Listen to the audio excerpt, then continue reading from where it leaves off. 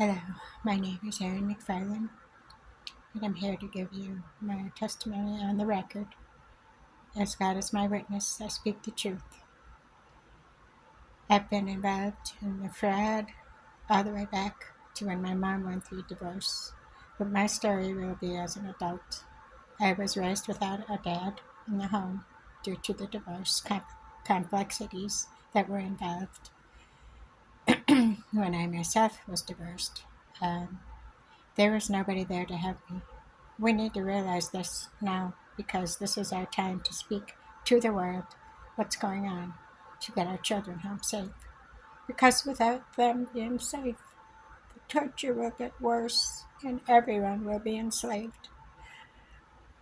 What tortures me the most is not the divorce itself, but the process that it took place.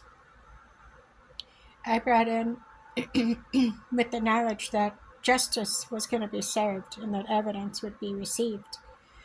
That the man who was the father never supported us when he was with us, had multiple affairs, abused the children, abused me, broke my arm, and all of that evidence was brought to the court with a family court, the Family Task Force on Violence, who was a commissioner in Milwaukee when my children were with their dad on visits. They were bruised.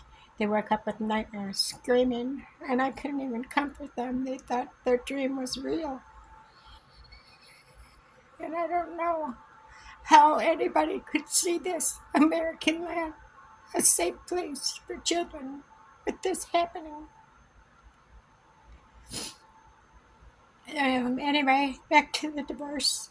Excuse me.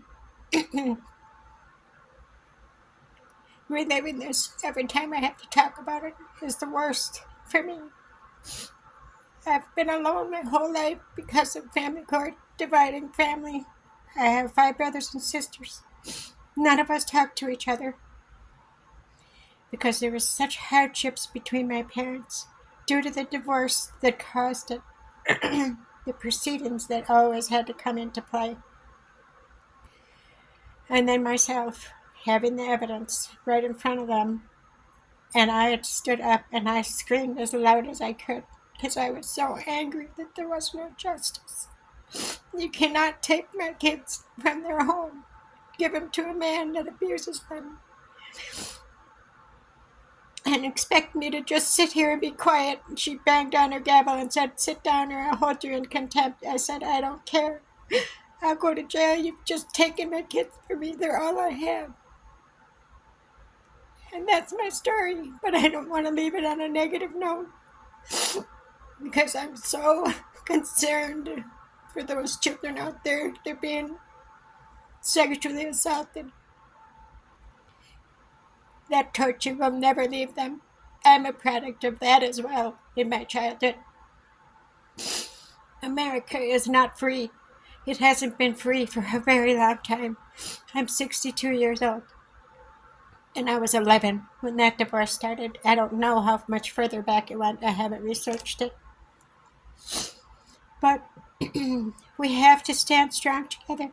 And we have to get somebody to fight this and bring these corrupt people into justice so the children can be free.